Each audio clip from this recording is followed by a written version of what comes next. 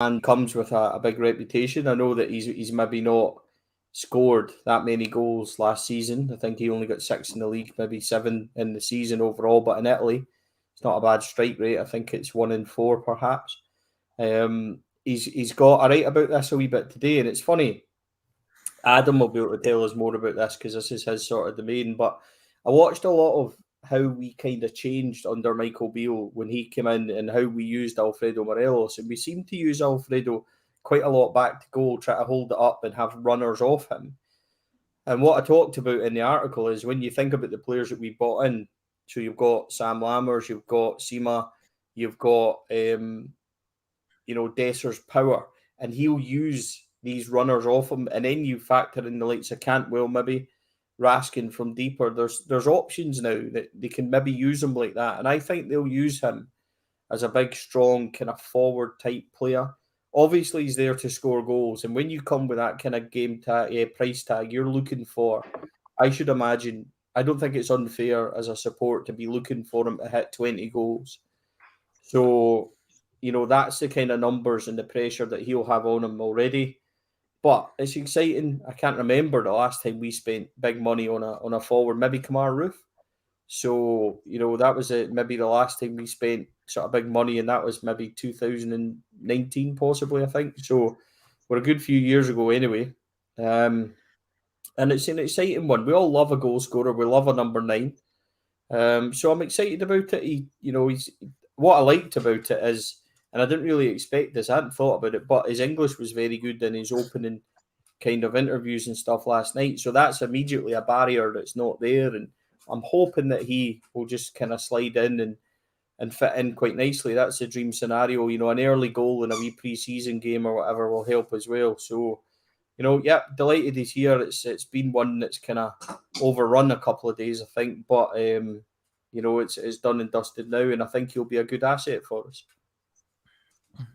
Yeah, Adam, I just first, I think there's a little technical issue with YouTube, but the video is definitely live on YouTube now. I don't think it went on straight away, so it's a wee gremlin in the system, so apologies for that, everyone.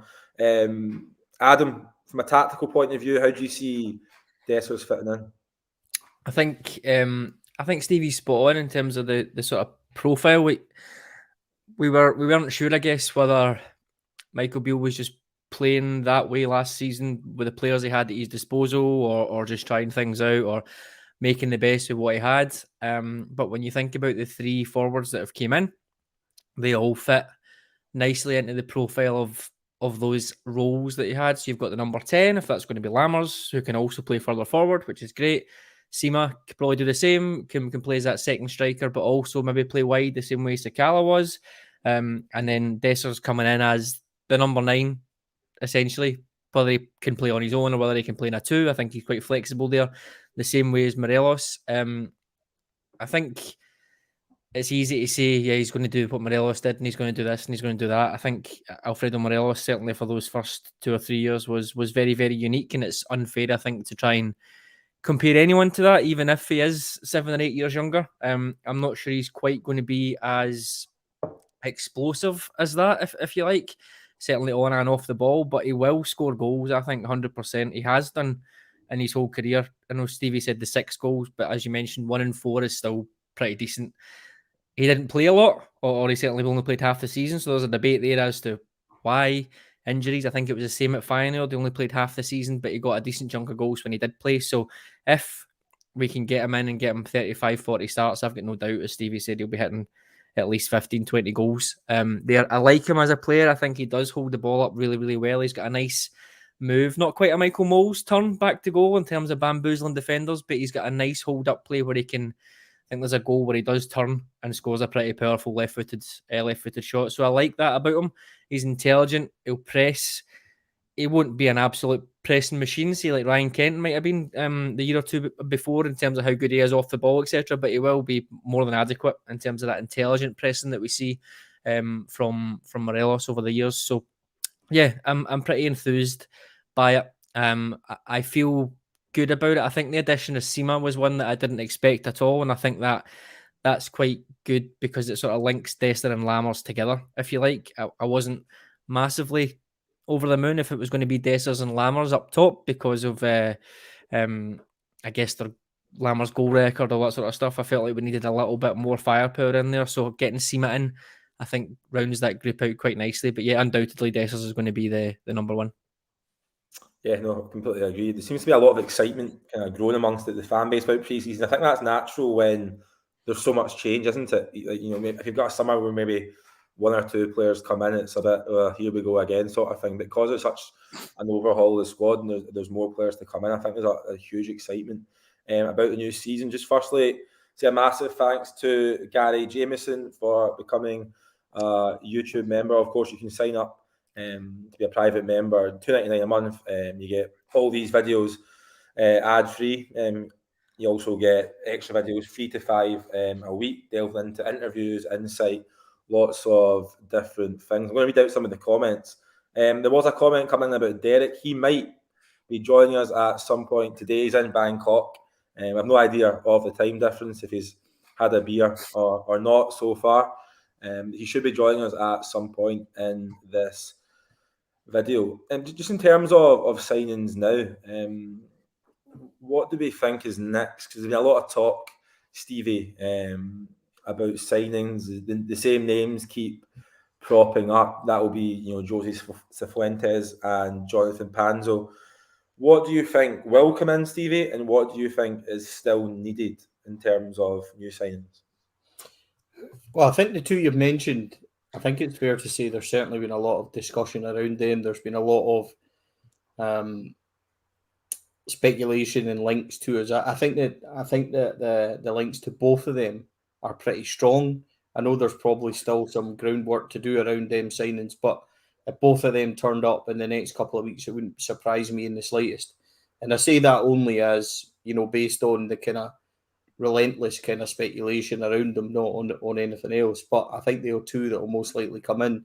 If you didn't think that takes us to 8 incomings, I don't think there's too much more there in this present squad. I think that before we would maybe go back into the transfer market, you would need to get rid of or move on maybe 4 to 6 players, I think, to try and balance a squad out to where numbers wise Michael Beale might want to get them. So, we've lost obviously the guys that went out of contract. I think there was maybe 5 or 6 of them that went out, and I don't think much else has been there. You've still got, even beyond the squad, you've got the youngsters that are, likes of Ben Williamson, James McPaig and stuff like that. So you've got guys like that you really need to kind of move on and do something with. Even like the likes of young lad Mayo, I think he's 22 now, and he was at Kilmarnock for the season on loan.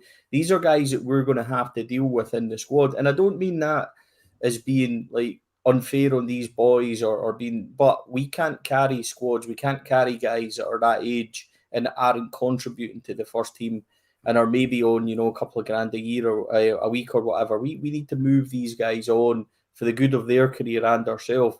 And that just like our squad, that's why the numbers are 33, 34 when people talk about it. We need to streamline that right down. So there's them 3 or 4 that you maybe have to move on, as well as the guys in the squad that you've still got question marks over. So, there's a lot of discussion over the likes of Danilo and stuff like that, and maybe going back in for him. I'm not so sure you would go back in for him. Only personal opinion, unless you moved on maybe the likes of Antonio Cholak. If Cholak moved on, I'd expect us maybe then to go in and try and get somebody else. So I think there's still some room here. And I talk about this a wee bit in the article. Dessers is a big move, delighted he's in. But I still think there's so much more to happen in this transfer window for Rangers, going out in, coming in and going out of the club. So there's a lot more business to be done. I think Dessers might be the kind of crown and jewel in Michael Beale's plans, though. I wouldn't be surprised by that at all. It might be eclipsed, for some people if Danilo did arrive later on in the window. Some people might say he's the big name, and understand that completely.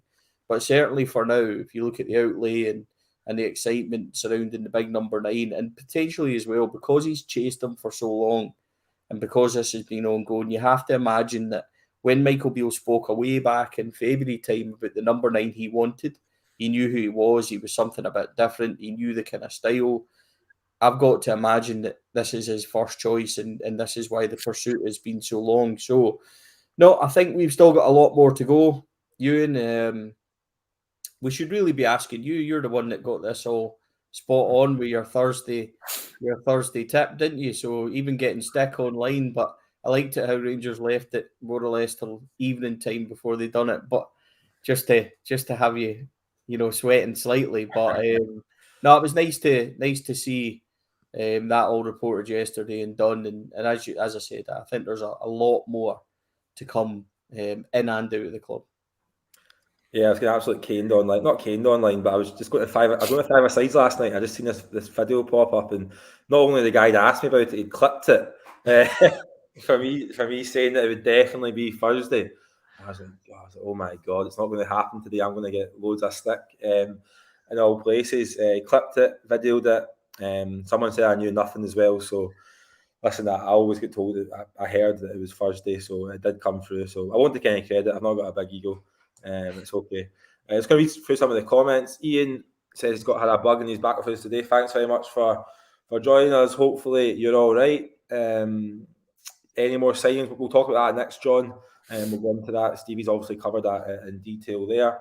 This is an interesting point as well from Colin Williams. In terms of the defensive fragilities, he thinks that if Connor Goldson was to pick up an injured, he is currently still injured. They're fragile at the back. I would tend to agree with that. Adam, we'll go into that in a minute. Talk about the players that can go out from Aldo, Sniper, Kamara, Davies, Borja Barisic, Hadji, Mayo, and Wright. I presume that's Scott Wright and not Kieran. And there's also Lowry and Kings. And last comment for the moment is Dean Milne, who says his missus might leave him because of all these new handsome signings. Well, Dean, I hope that's not the case. We'll all keep our fingers crossed for you, and your marriage can have a fruitful couple of years ahead. Just in terms of the defensive situation, Adam, because it's segue very nicely onto your piece, which is coming tomorrow. A wee plug for it at the moment. It's looking at defensive options. I mean, what do you kind of make of the options at the back at the moment? Because even going into the season, because a lot of players are talking about Ben Davies potentially leaving. I know Stevie's not the biggest fan of Ben Davies, but if you look at it at the moment, there's only 3 kind of first team centre backs there, and with Goldson being out, and Davies, Suter, and King, the Suter's injury problems are well documented, so it's a bit of a risk, isn't it? You wouldn't expect anyone to leave, certainly before anyone comes in that department. Yeah. First of all, similar to Dean's misses, I think I'm likely to leave mine if we get any more handsome players in. But yeah, I think it's an interesting piece because you talk about Suter, but Davies has got injury problems as well, quite a few. I mean, he was out for, what was it, 6 weeks plus twice last year, so he isn't exactly durable in that sense either. With Goldson, there's the fear that those 4 seasons of pretty much perfect attendance might end up catching up on him now that he's over 30. So there is a bit of a risk there. With King, I think it's just so easy to forget how young he is still. I mean, writing that piece, I think in my head I'd put maybe he was 21, but then you go back and he's like just turned 19. Like, I think it was April or March. So he's super young anyway, but especially super young for a centre-half, I think, and especially a centre-half at Rangers. As I said in that piece, I think it's the most difficult position to bring players in for. I think we've got very, very lucky over the last 35, 40 years. Goalkeepers and centre-halves, we've had a lot that have been the best in the club's history, which is great, but it then sets the expectation levels. So it's interesting because we've got enough players. I think that's the same as the squad. Like Stevie said, there's 33, 34 players in that squad. The manager said he wants 2 players for every position, and he wants a goalie and a number 9 on top of that in terms of 3 for each. I think you probably want a centre-half additional as well and carry one. So you're talking about a squad of 25. Therefore, 9 players need to go immediately. But then if we're also talking about, okay, we need another, we need Cifuentes in, or we need Pans or whatever, then that number becomes more and more. So it's going to be really interesting to see how that works. Quality-wise, I don't think we're there yet in centre midfield and defence. I don't think we're there yet 100% if it's Panzo that comes in either. If I'm being honest, I don't get the feeling from what I've seen that, first of all, I don't think Panzo is an undisputed first pick in a back four as a centre half. I'd be really surprised about that. He just doesn't feel like that to me.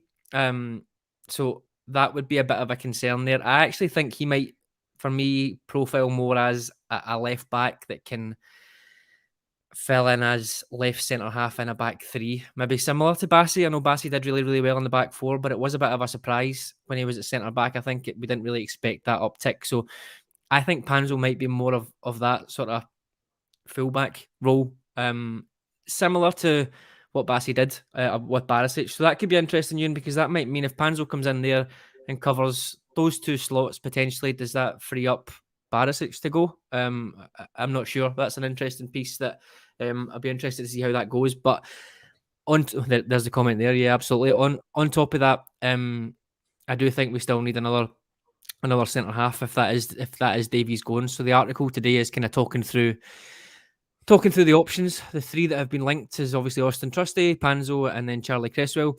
Talking through the sort of pros and cons of those, and then I stuck in another two that had popped up to me when I was having a little look. One's a free transfer, ex-Strasbourg captain, Alexander Diku, and then another one is a sort of young Dutch centre-half. I'm not going to attempt to pronounce the surname, but he plays for Sparta Rotterdam.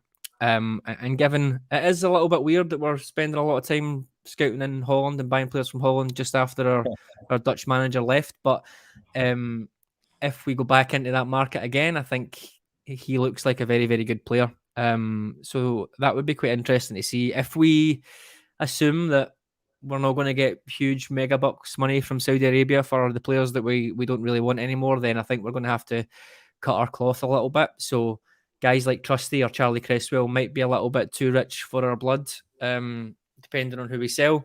So it might be we need to look further down the list or further down the price list at the guys that I've mentioned who would be a lot cheaper.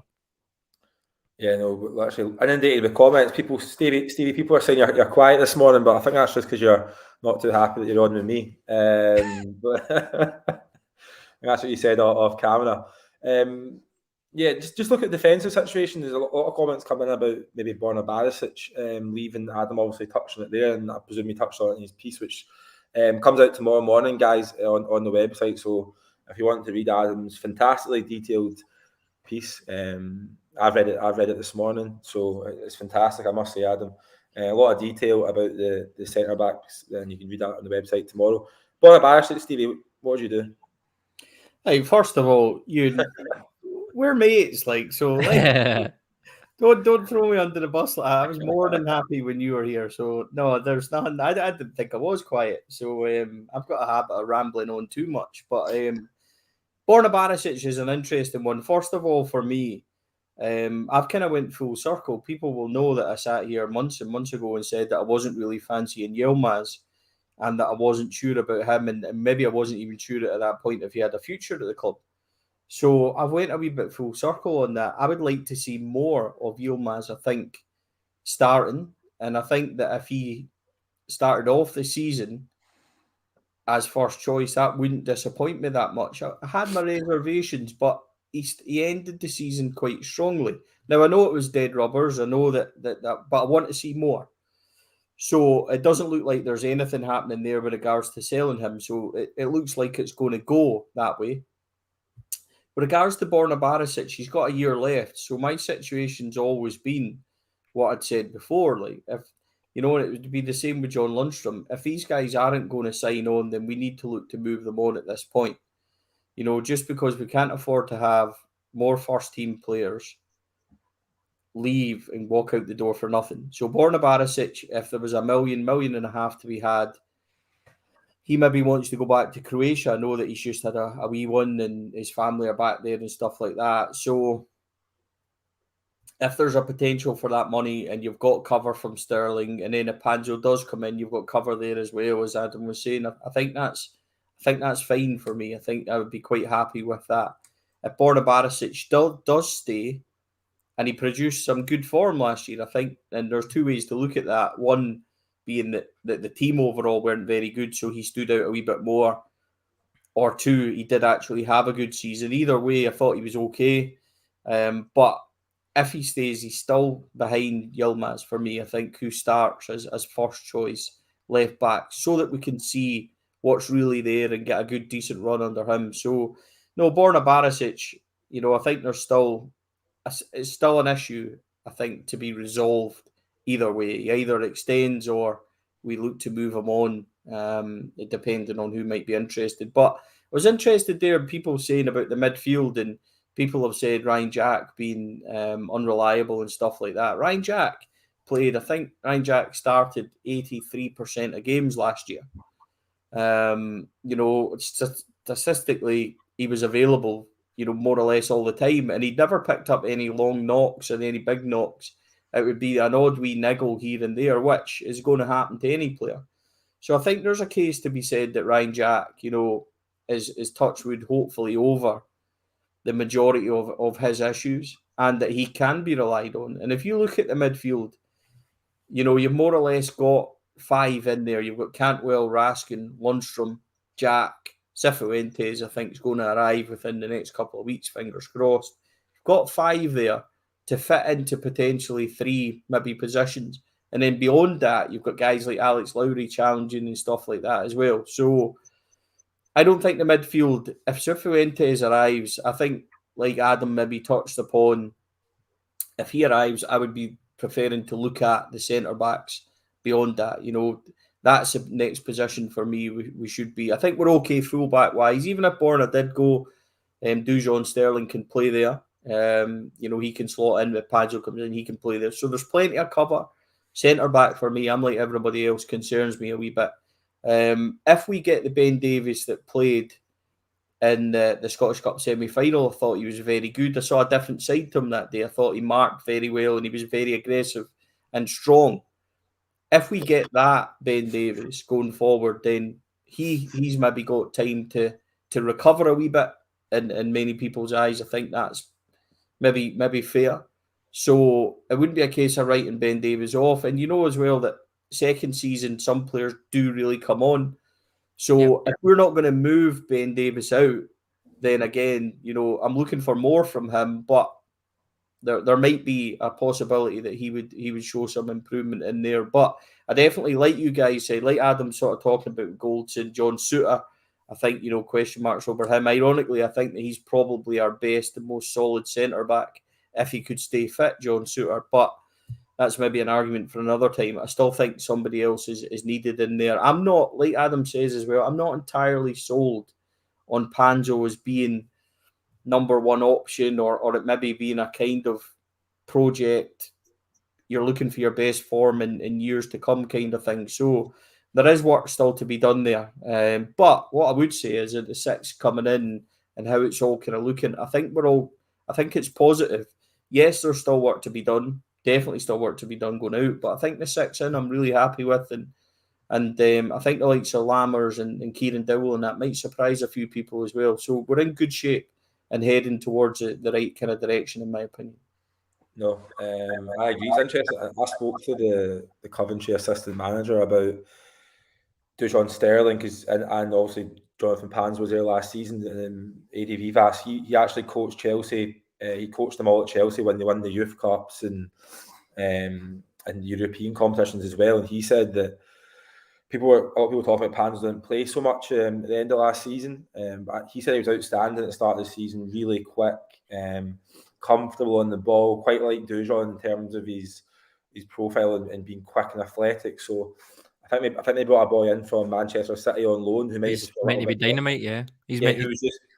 So I think that's the thing though. I think you're spot on, because people will just look at it and they'll look at the lineups and things and they'll say never played equals rubbish, when really the boy that they brought in from Man City is absolute dynamite and he couldn't get in the team. So I think, yes, there will still be some people out there that are saying, well, a young loanee and he loses his place and we're going to buy him for $2.5 million. That feels a bit weird. It's not in the Championship. I think $2.5 million is sort of nothing to clubs at Forest level or even Coventry's level. So I think there needs to be a bit of context there. I don't have a problem with a team buying a player who is miles better than the player they've got and playing them. Like, yeah, that's just how it works. Yeah, just quickly, we've got a couple of things to move on to, but Louis Martin's been very kind and donated $1.99 to the channel. just quickly, just run through off the top of your head, putting you in the spot here, both of you. What's your starting XI for next season as it stands? Anyone want to go first? Hey, I'll go. So I see so many lineups on Twitter, and I think they're great and they look brilliant. I've spent 6 years on Heart and Hand talking about the Rangers midfield and asking why we play with two controlling midfielders rather than just one. That must be about 50 shows talking about it. And yet we still see lineups of people saying it's going to be Raskin sitting deep and then Cifuentes and Cantwell as the two midfielders. I really can't see it. I would be absolutely over the moon if that happened in the majority of games, but I really can't see it. There was a game last year where Beale did it. I think Lundstrom went off injured maybe, or someone come out. I can't remember. There was very, very early and he changed it. And I think it was maybe Tillman and Hadji he had as the 2-8s, and he said he didn't like it. He felt like people were getting in their way, each other's way at the top end of the pitch. He wasn't really happy with it.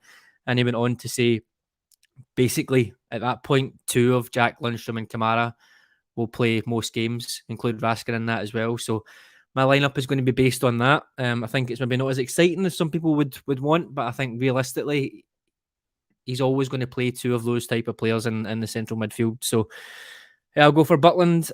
I'll go for Tavernier, and then I think it will be Goldson and Suter, I guess, to begin with, and then Ridvan on the left. I think we'll have a midfield of Raskin and Jack, and Cifuentes probably if he comes in. If not, it would be Cantwell in there. And then that sort of front three, if you like, or maybe the number 10 would either be Lammers or Cantwell, depending on how that goes. And then I think up top it will be Dessers and Sima. So for me, looking at it right now, there's a debate about where we fit in a Cifuentes or a Lammers into the team. And then there's obviously a debate about the centre backs there. But in terms of the players that we've brought in so far, that's what I think roughly the starting lineup would be if nothing else happens.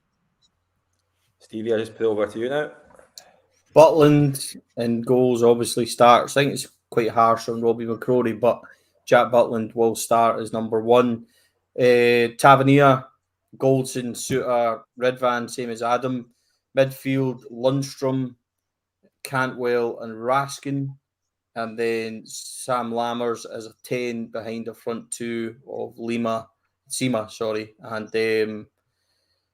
and Dessers. So yeah, I think that's quite straightforward. Obviously, Cifuentes, if he comes in, it's a real powerful option. The midfield's going to change things. Panzo might come in. And then if Danilo comes in, Danilo and Dessers up front, I'm starting to get really quite excited with that. If you suddenly chuck those two in with Lammers behind, Cantwell pushing on, Raskin dictating things, Cifuentes bombing forward, fullbacks bombing forward. We talk a lot about what happened last summer and team not being fit and stuff like that. I'm really looking forward to this squad coming back. And I know there was a lot said. Like I watched some of the comments and things about John Lundstrom on the bleep test. Guy got to level 23. Now, to put that in some sort of context, the Fire Brigade only go to level 21, right? And that's how big level 23 is. And that guy was still going. And there's wee guy sitting behind the keyboard going, looks fairly knackered, doesn't he? 23. Of course he's knackered. John Lundstrom, one for me, that has got a potential. And I know he's talking to the club about a contract at the moment. So I think John Lundstrom's got a real potential to come back, super fit, good pre-season behind him, and possibly returning to that form. Now, if you remember that European form when Lundstrom came back into the team late February time after we'd taken a bit of a tanking off them, he came back in with Jack and he was absolutely brilliant all the way on that run towards the end of the season. I'm looking for that again from John Lundstrom, and I think he can do it. And if you suddenly get the option between him and Jack, Cifuentes, Raskin, all in there, they're going to push each other as well. So even James Tavernier, controversially, I didn't think James Tavernier, even though he still got the stats and the numbers, didn't think he had his best season last year. He, especially up until Christmas, then he maybe started to move a wee bit more. I'm looking for a lot more from James Tavernier this year because I know how good he can be. Super fit again, coming back with a strong pre-season. I'm expecting more from these guys as well. So I do think, first team wise, it's maybe not there yet. I think that's clear. But as I said before, I think we're really on the right path and on the right terms. But if you ask me to pick at the moment, that would be the kind of 11 I would be. What about you, Euan? You know, you're down. I asked the questions, don't answer them, Stevie. No, I'd be much like yourself. I'd throw a curveball. I'd play Sterling at left back for certain games. Maybe not all the games, but I just think that he's a really good option there. I think he's coming to Rangers to play. I think, there was a lot of interest in Sterling in England, so he's obviously been told that, he's going to play up here. So with Tavernier at right back, where's he going to play? And that brings on to this comment. We can't talk. We're all at the press conference, but we can't talk about this because it's embargoed. I think the Sterling interview comes out next Friday. Off the top of my head, it's certainly next week, Alan. So we're not allowed to talk about that at the moment. But yeah, my team would be much like yours, pretty much identical. I think that John Lundstrom will have a really, really big role to play next season. I know he's not flavour of the month with some people, but I just think that I wrote about it earlier in the summer, what he gives you, and you've seen it last season in terms of build-up as well, that he can drop into that right centre-back role. Beale does that all the time, so there's a reason for that. He obviously trusts Lundstrom. He's obviously probably one of the more experienced players in the group as well, and a leader now as well. So I don't think Jack Lundstrom, John Lundstrom is going anywhere this summer. I don't know where Stevie's off to. He's definitely had enough of me now. Do you know what I was going to say, Ewan? It's really interesting when Stevie compared last summer to this summer, because obviously John Suter signed on a pre-contract, and then he came in. However, by this date last year, 7th of July, that was all we'd signed. We only had Suter in, we didn't have anyone else. Cholak, I think, signed today, actually, but like later on today. Then Lawrence, I think, was the next day. So when you compare that to this summer and all the players that we've got in, and I think, as was mentioned earlier on, it feels like he's got all his first picks. Certainly the players that he's brought in, it doesn't feel like there's been a saga or we've missed out on this player or we've had to go to that player. It feels like we've got all of the first picks there that we've chosen. So that's good and that's positive. We get them all in. Last season, Yilmaz and Davies, I think, signed a couple of days before the Livingston game, the first game of the season. So they've missed most of pre-season. They weren't fit. They're trying to get up to speed, all that sort of stuff. That's kind of gone. This year, all these players have come in and they're ready to go, which is great. But then it also sets the expectation as well, because Michael Beale's been pretty clear about working towards the summer from about February onwards, probably March onwards, working towards the summer. I've got a clear plan in place. I'm really happy with how things are going. And then we've went and got all those players as well. It kind of removes any potential for excuses or anything like that. It's basically, we need to go. There can't be any debate about it because he's been given everything that he wanted and we've managed to get everyone in extra quick time. I don't know where Stevie's went. It's just a way to ask him a question. Just quickly about what you've got to add in pre-season trip off the journey today. What's your kind of quick thoughts on that? Yeah, I think it sounds like it's going to be quite remote. I'm not sure how much content we're going to see from it. I'd imagine we might see some of the training videos, etc. But I think in years gone by, we've seen little videos of quizzes and things. It would be good to see that. But it does kind of sound like it's going to be a pretty detailed session. I'm expecting double sessions every day. Obviously, it's going to be quite warm over there and things. It will be away for a full week. There's no game, I don't think, when they're over there. Maybe a closed door game or something like that. But I don't think we're going to see much in the way of publicity around it. I think it's going to be going to work for a week. Oh, Stevie there. No, I don't know as much to say. There's definitely a behind closed doors game coming up. I'll leave it at that. I won't say too much. But on Connor Goldson, someone put a comment, and I don't think he's back training yet. Just waiting for Stevie to return here. I don't think he's returned to training yet. A couple of them. I think a couple of players are close to coming back in terms of like Tom Lawrence. I don't think Ben Dees was training initially as well, and then he's also going to come back into. Just lastly, I mean, obviously Joe Potter, me and Stevie were there yesterday. Just obviously our first press conference as women's manager. She spoke really, really well. I thought her and Amy both spoke really well about the size of the club and what needs to be done. I thought it was really interesting that she met with John Bennett and James Bisgrove, and Joe herself was saying it's fantastic to have that sort of backing.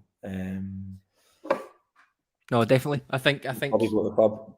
I think 100%. I think you want that. You want the women's team to be as involved as possible. It wasn't a great outcome to last season, but I think, as was mentioned in the press conference, scoring goals, etc., wasn't an issue. Probably conceding goals wasn't that much of an issue as well, given that they didn't concede loads of them. But it's just about, I guess, getting that extra 5 or 10%. It obviously came quite close last season, but I think with the resources that Rangers have got, then they want to be making that a little bit more comfortable, shall we say, or having less stress around it. So bringing in someone like Joe, obviously got a good background in the game, working with Amy McDonald, etc. I think that seems like a really solid appointment. I can't claim to have watched loads and loads of their games, but it seems like a really solid appointment. And yeah, fingers crossed they can kick on again this year.